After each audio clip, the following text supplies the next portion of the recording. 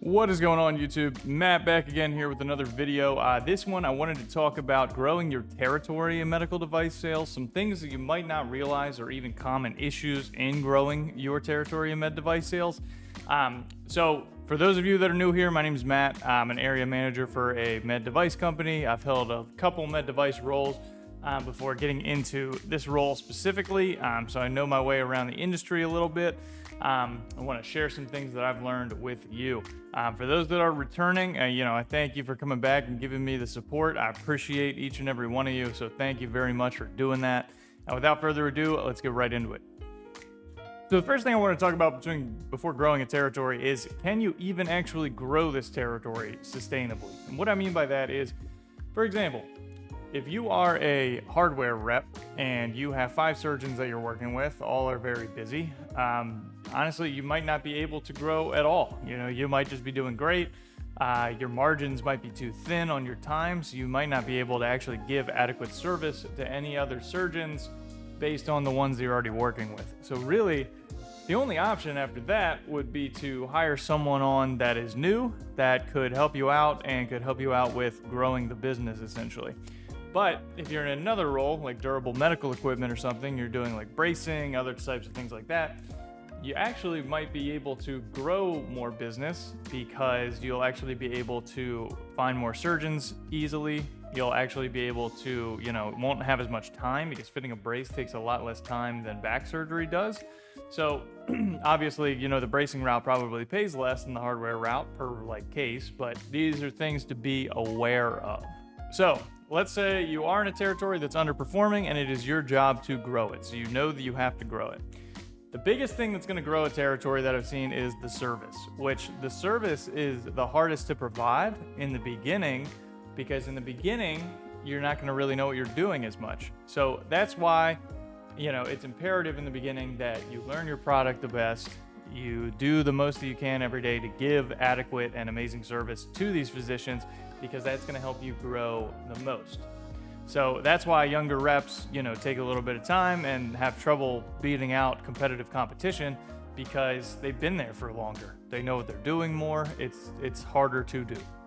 So another thing that's going to help your product tremendously, or help grow your business tremendously, is having an amazing, product. So when you have an amazing product, it's going to be so much easier to get them into hospital systems because, the surgeons want to use it and the product pretty much sells itself.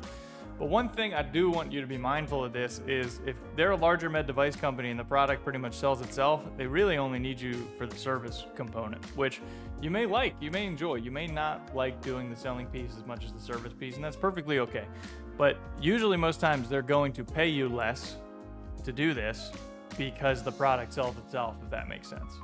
So sometimes if you work for a more niche company and they have a more niche product, you can get a little bit more bang for your buck if you're a good salesman and you're actually able to get it into the rooms.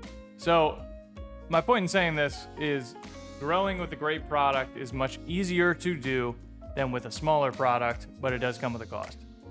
So the next one that I want to talk about is referrals.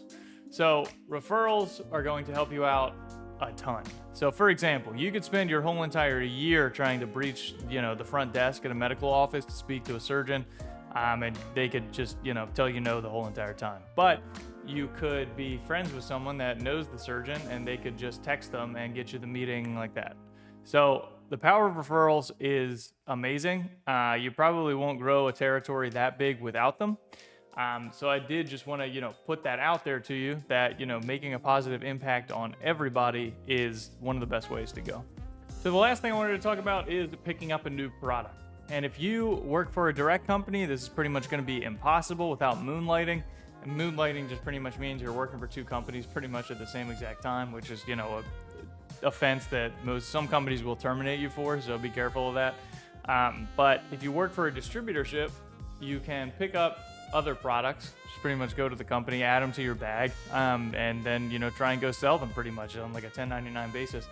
However, it does take up more of your time to do that away from the normal product that you sell. But my point in bringing this up and growing your territory is that there is some physicians that won't like the main product that you're selling, but might like the other one that you're selling. So it does get you sort of your foot in the door, all rounded, to be able to potentially sell something to a physician that they will like, and you can maintain that relationship with them. And then maybe someday, some point in time, competitor retires, etc., they'll like you for the first one.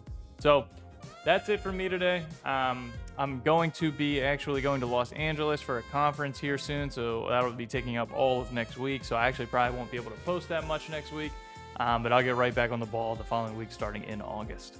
All right, thank you.